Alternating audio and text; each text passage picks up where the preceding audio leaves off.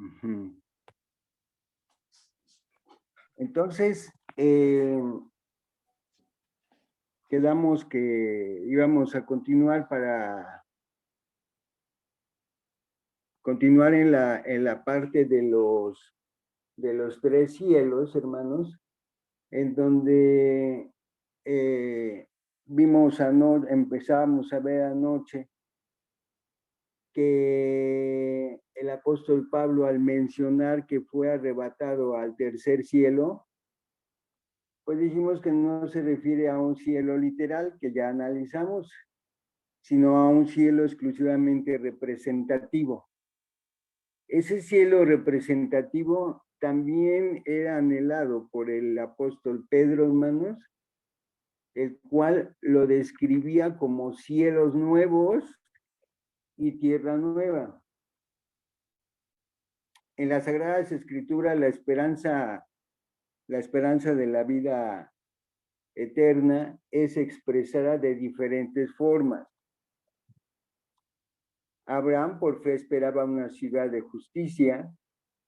El apóstol Juan describe la esperanza de la vida eterna mediante la figura de una ciudad celestial con calles de oro y adornada con piedras preciosas, con el propósito de que se comprendiera la hermosura y grandeza de aquel reino eterno de Dios. Así que en la esperanza, esta esperanza ha estado presente en todos los hijos de Dios desde que el evangelio de salvación llegó a su vida.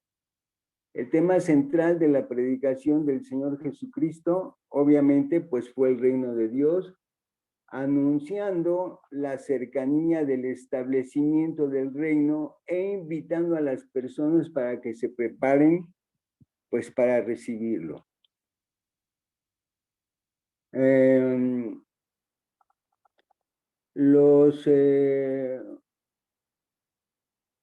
Los fariseos le preguntaron que cuándo habría de venir el reino de Dios, y les respondió y dijo: el reino de Dios no vendrá con advertencia, ni dirán helo aquí o helo allí, porque el reino de Dios entre vosotros está. Y dijo a sus discípulos: tiempo vendrá cuando deseáis ver uno de los días del Hijo del Hombre y no lo veréis, y os dirán helo aquí o helo allá, no vayáis ni sigáis, porque como el relámpago relampagueando desde una parte del cielo resplandece hasta la otra debajo del cielo, así también será el Hijo del Hombre en su día.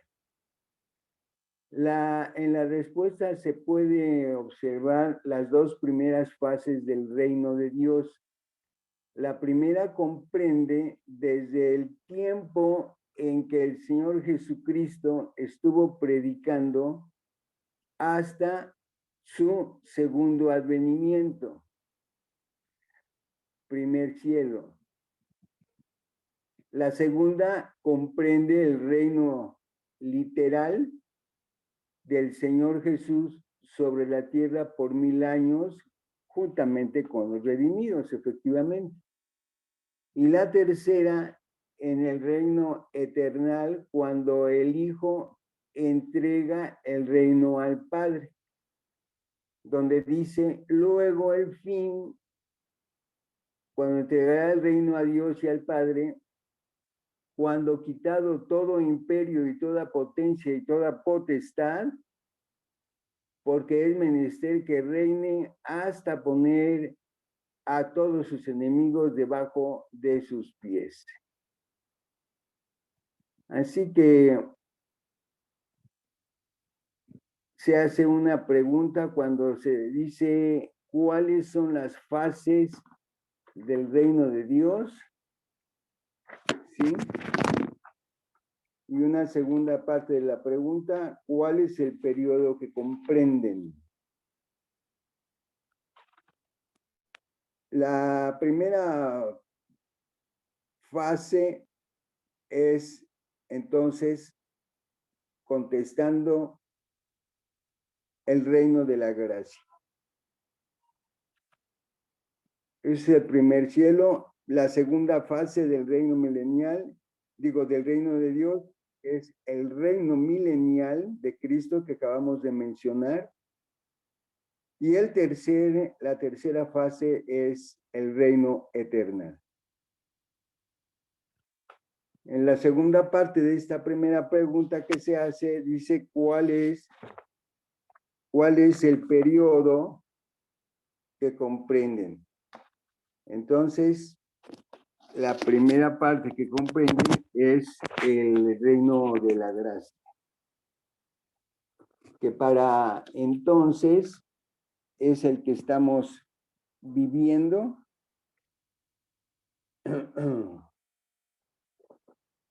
Y es el que se concluirá con la segunda venida de nuestro Señor Jesucristo. En el reino milenial inicia con su triunfal descenso, obviamente desde el tercer cielo por 1000 años, habiendo reunido de los 4 puntos cardinales a los suyos, quienes juzgarán a las 12 tribus de Israel.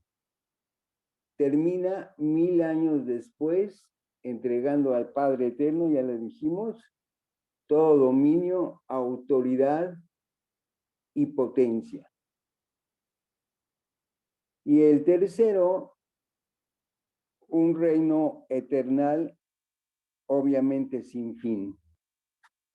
En medio de cielos nuevos y tierra nueva, en donde su misma creación no será destruida. No es que esa nueva creación vaya a ser destruida, sino renovada. Y no se encontrará nada ni nadie contaminado, ya no siendo súbditos de un rey, sino reyes y sacerdotes, ya no habiendo impedimento de géneros. Quiere decir que ya no va a haber sexo masculino ni sexo femenino, por lo que por eso se promete el Señor que seremos reyes y sacerdotes.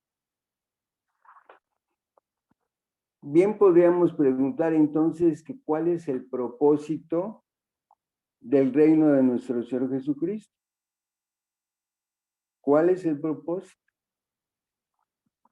Entre otros, estamos viendo y ya vimos que en este primer cielo sí está presente haciendo su trabajo el enemigo. Pero ¿cuál es entonces el propósito del reino milenial? Podemos leer en Mateo 19, 28, otro hermano que nos ayude con Hechos 3, 20 y 21, y un tercer hermano, Primera de Corintios 15, del 24 al 28, por favor.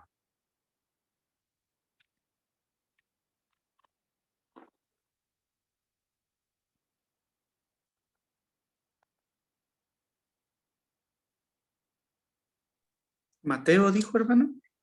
Sí, hermano, Mateo 19, versículo 28, por favor. Dice así la lectura.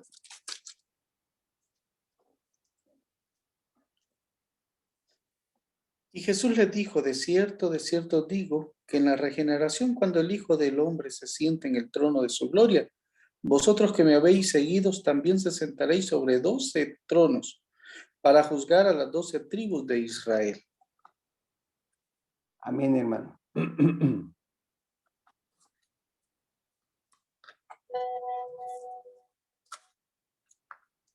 Hechos 3, 20 al 21, por favor, hermanos.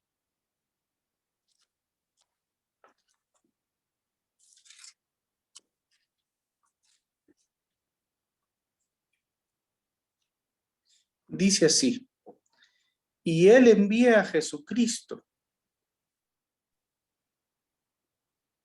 y Él envía a Jesucristo, que os fue antes anunciado, a quien de cierto es necesario que el cielo reciba hasta los tiempos de la restauración de todas las cosas, de las que habló Dios por boca de los santos profetas,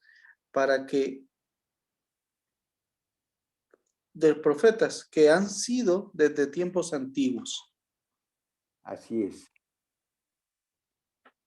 Antes de leer la tercera cita, en la primera parte dice que uno de los propósitos de este reino, de este segundo cielo, hermanos, que es el reino milenial, es que el propósito, después de haber cumplido con su misión redentora, es entregar todo al Padre, no sin antes haber tomado el control de todo y poner a sus enemigos por estrado de sus pies.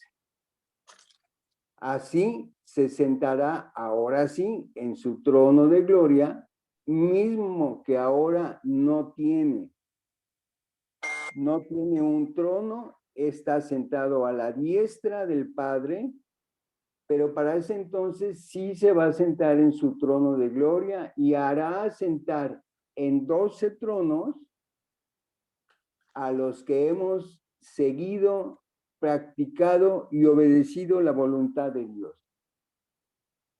En este segundo cielo, en el segundo milenio, no hay un trono para Satanás. No hay una participación de él. Es más, no figura, puesto que está reservado, está guardadito, y ese es uno de los propósitos también de este segundo cielo, en donde no podrá hacer nada, sino que estará solamente el Señor Jesucristo haciendo su trabajo, y el enemigo que tuvo toda su oportunidad en el primer cielo, esta vez estará reservado a las tinieblas.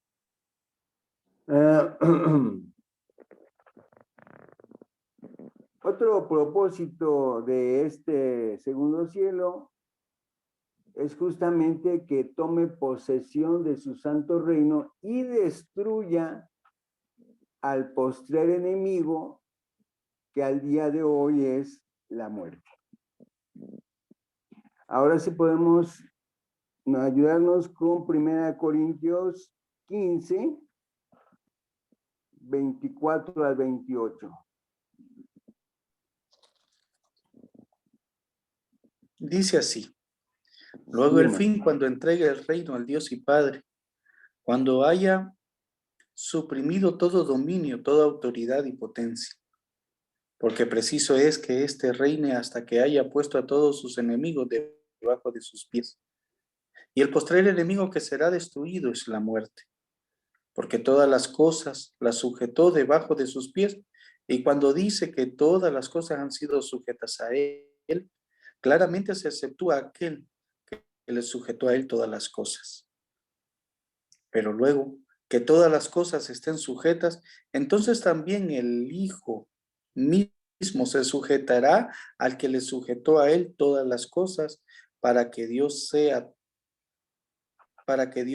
todo en todos. Así es, hermano. Con esta con esta última cita, estamos viendo que finalmente uno de los propósitos de este segundo cielo, de este milenio, es que muestre una vez más su humildad. En los cielos se sujetó, está a las órdenes del Padre, y cuando se humanó, aprendió la obediencia en la parte humana que no conocía, porque Cristo estaba en la obediencia celestial, en la adoración al Padre, pero las cosas cambiaron, obviamente, en la parte humana, y ahí es donde también Cristo aprendió la obediencia al Padre. Otro objetivo de esta parte, en donde aún en la crucifixión dijo: Padre, entonces que se hagan las cosas de acuerdo a tu voluntad. Ahí es donde mostró una vez más su humildad, reconociendo en todo momento la jerarquía del Padre, entregando pues el poder que dominó durante estos 1000 años, entregándoselo a su Padre para que Él sea, dijo, todo en todos, incluyéndose él mismo, el que pone a sus pies todo dominio, hermanos.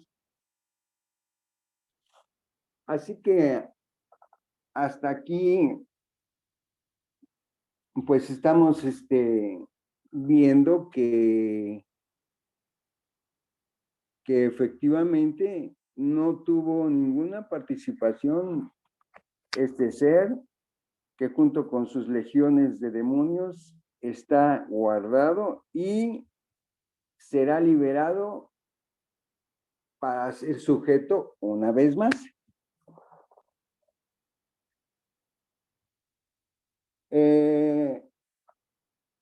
Es importante tener un poco más de claridad en la parte en donde el apóstol Pablo está hablando de que tuvo esta ascensión al tercer cielo, para que nadie podamos pensar que fue a un tercer cielo literal, sino aclarar todavía más acerca de que fue una visión.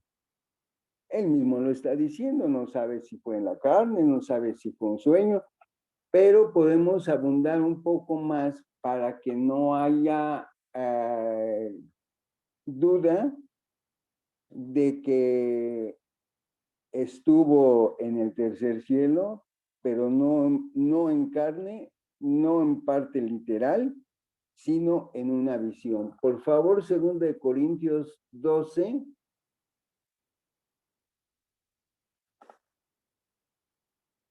Versículos conocidos, 2 Corintios 12. En los primeros 4 versículos, por favor, hermanos. Y luego otro hermano, Efesios 3, 10, 11.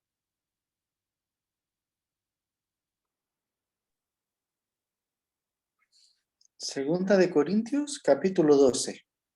Sí. Dice así: Ciertamente no me conviene gloriarme, pero vendré a las visiones y a las revelaciones del Señor. Conozco a un hombre en Cristo que hace 14 años, si en el cuerpo no lo sé, si fuera del cuerpo no lo sé, Dios lo sabe, fue arrebatado hasta el tercer cielo. Y conozco a tal hombre, si en el cuerpo o fuera del cuerpo no lo sé, Dios lo sabe, que fue arrebatado al paraíso, donde oyó palabras inefables que no le es dado al hombre expresar. Amén.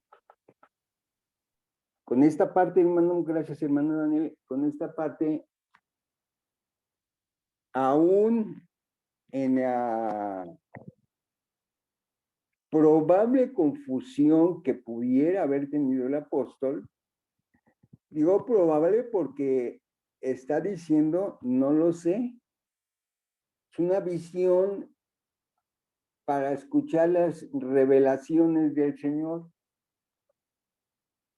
Cuando dice, conozco a un hombre en Cristo, obviamente se está refiriendo a él y está hablando de un tiempo de 14 años de antelación en donde hasta entonces se le permite hacer una declaración, hacer una expresión, pero no se le permite hablar de las palabras que le fueron reveladas, que le fueron declaradas, hermano, puesto que fueron palabras inefables, inexpresables, o sea, palabras divinas en donde de una manera muy importante estuvo en esa visión, en ese tercer cielo que es el paraíso de Dios.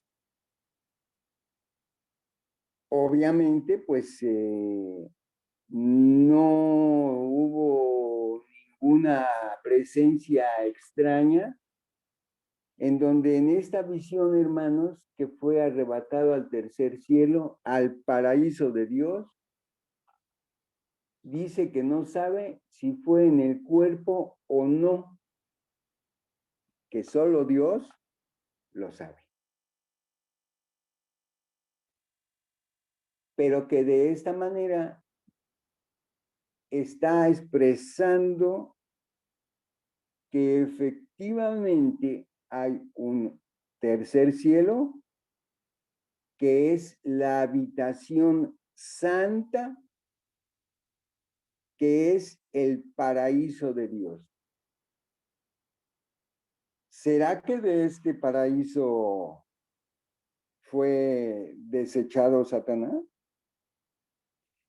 En donde al mismo apóstol ni siquiera le es permitido expresar revelaciones ni palabras inefables. Con lo cual nos confirma que en este tercer cielo, en este paraíso de Dios, es inaccesible para el hombre, mora en una luz inaccesible, hermano. Pues entonces, obviamente, para el enemigo de Dios, pues tampoco es accesible. Ni siquiera se podría explicar cómo llegó ahí, cómo fue su origen ahí, quién sembró a ese enemigo. Leímos, por favor, si me ayudan a leer Efesios 3, versículos 10 y 11, hermanos, nada más.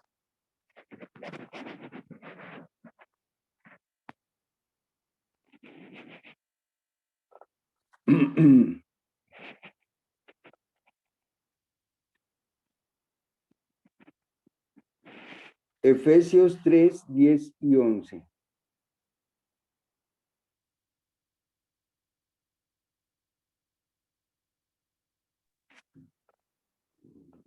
Dice así: para que la multiforme sabiduría de Dios sea ahora dada a conocer por medio de la congregación a los principados y potestades de los lugares celestiales, conforme al propósito eterno que hizo en Cristo Jesús nuestro Señor, en quien tenemos seguridad y acceso acceso con confianza por medio de la fe en Él.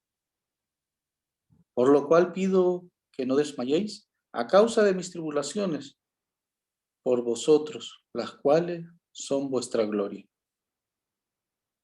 Amén, hermano. En esta parte, el apóstol está mencionando algunos aspectos en donde se entiende que entró en un trance, en un proceso, hermanos, de inconsciencia.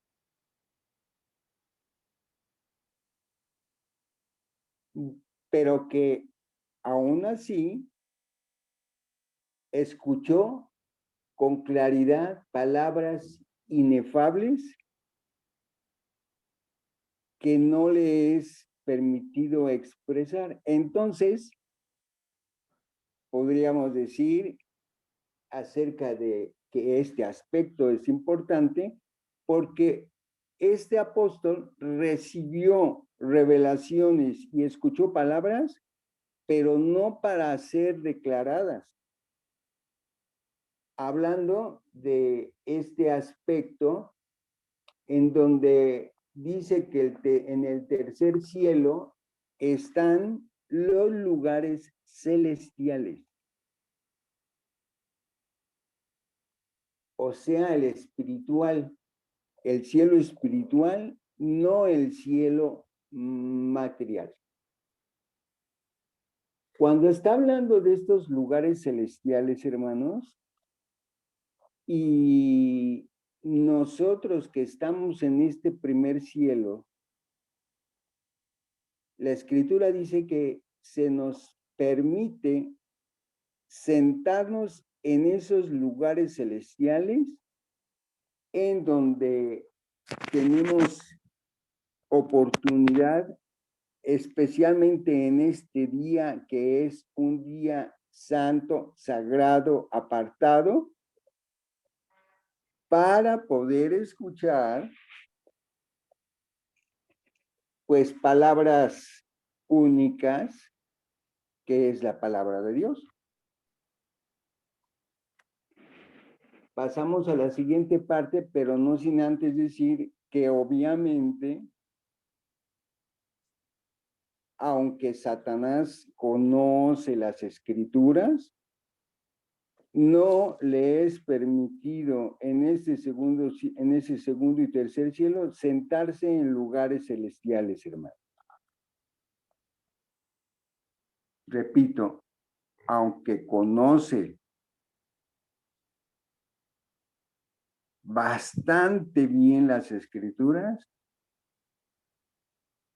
por sus perversos propósitos de tergiversar y de forzar las escrituras, no le es permitido sentarse en los lugares celestiales, que obviamente son lugares inaccesibles para esta persona. Hablando de el paraíso de Dios, hermanos, en donde estamos escudriñando, tan solo para intentar tener una idea un poco más clara, porque nuestra mente, nuestra finita memoria no nos permite expresar o darnos una idea bastante clara de cómo es este paraíso de Dios. Pero para eso, pues podemos abundar un poquito en Apocalipsis 2:7, hermanos.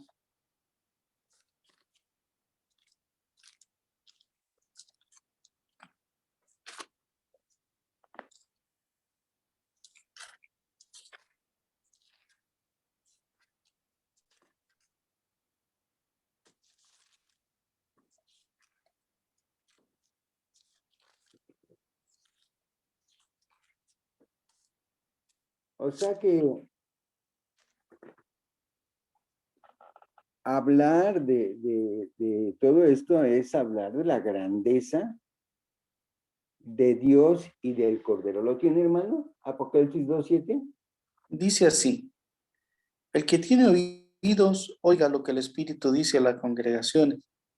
Al que venciere le daré de comer del árbol de vida, el cual está en medio del paraíso de Dios. ¿Qué les parece, hermano? Qué maravilla.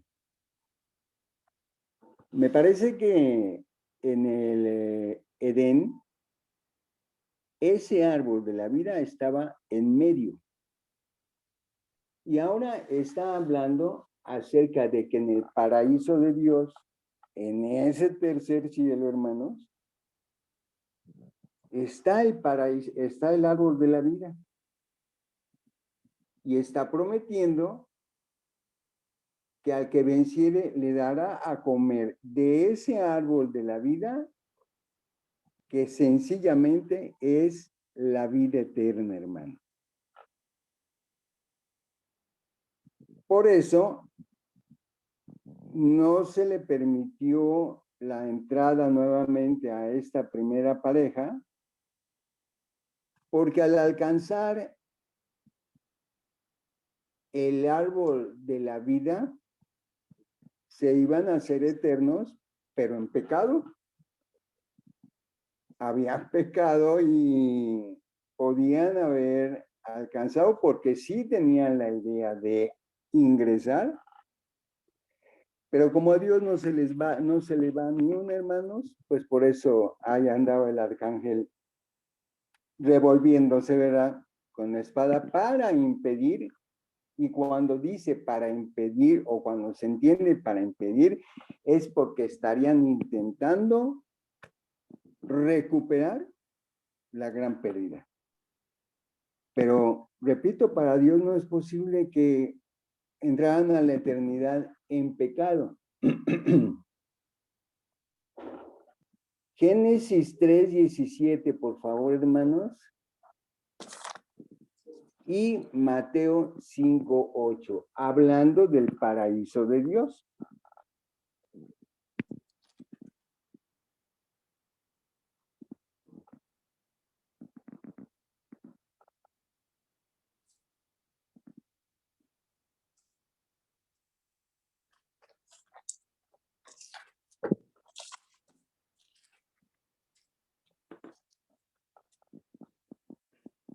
Dice así, Génesis 3:17. Sí. Y al hombre dijo: por cuanto obedeciste a la voz de tu mujer y comiste del árbol que te mandé, diciendo no comerás de él, maldita será la tierra por tu causa. Con dolor comeréis de ella todos los días de tu vida. Esa fue la condena, hermano. Dice que por cuanto obedeció a la voz de la mujer, no obedeció a la voz de él, de Dios. Y ya hemos comentado que fue tan obediente a la voz de la mujer que no hubo ninguna expresión de negación, simplemente comió. Y esta tierra que habitamos, este primer cielo, hermanos, Dios lo maldijo. Es una tierra maldita a causa de Adán, a causa, y por lo tanto esa maldición le trajo al hombre, al género humano, dolor. Con dolor comerás de esta tierra maldita todos los días de su vida. Con lo que, hablando del principal actor en nuestro tema, en esa parte logró que a través de la desobediencia de Adán y Eva la tierra se fuera maldita y el hombre que tenía la posibilidad de ser eterno, aunque no lo hizo eterno, pero sí tenía la posibilidad a través de la obediencia para poder alcanzar el árbol de la vida.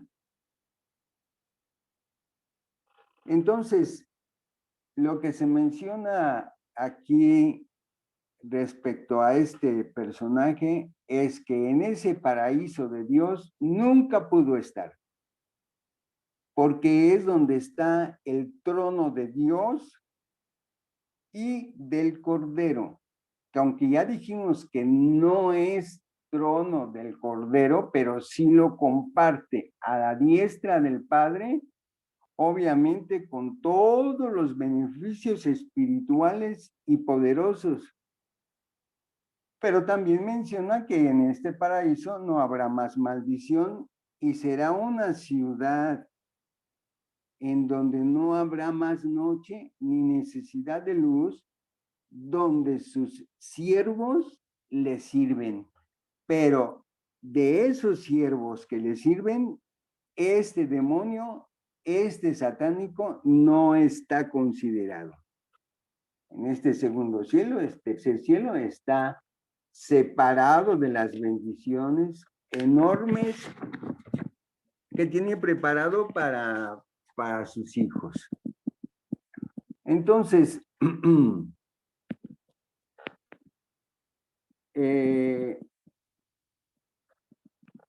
podemos ir dando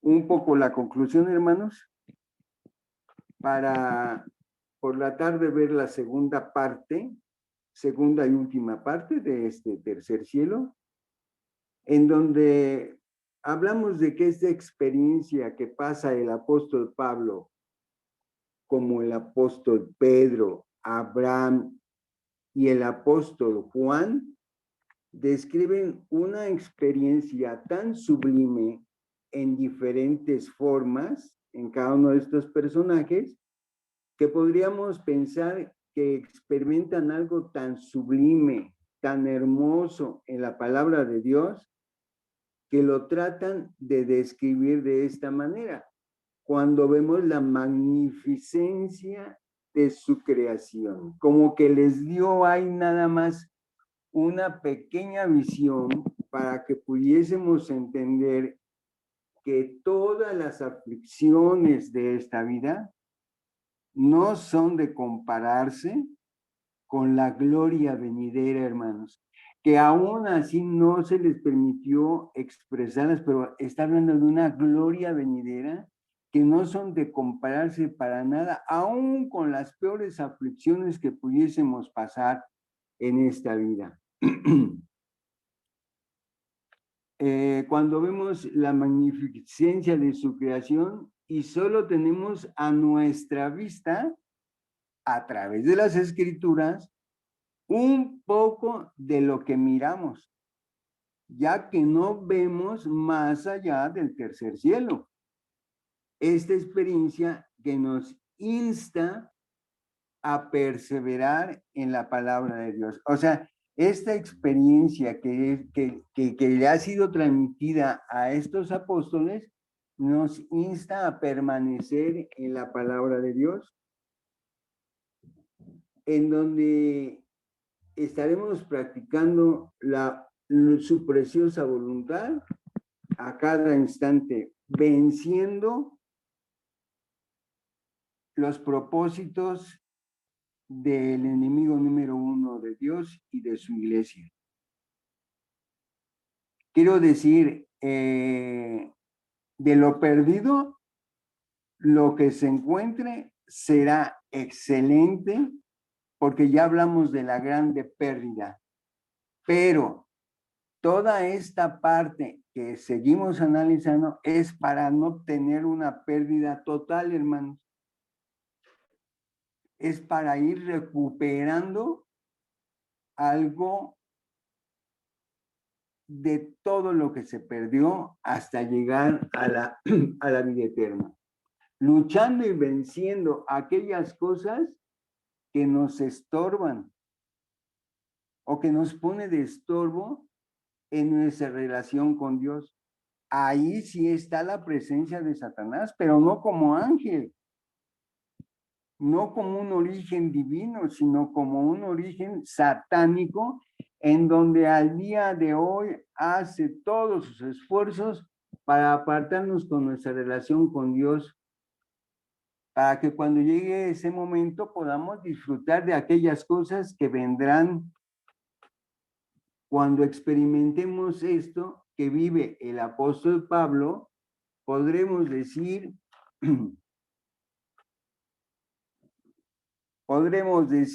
que no nos cuesta trabajo renunciar a las cosas que a Dios no le agradan.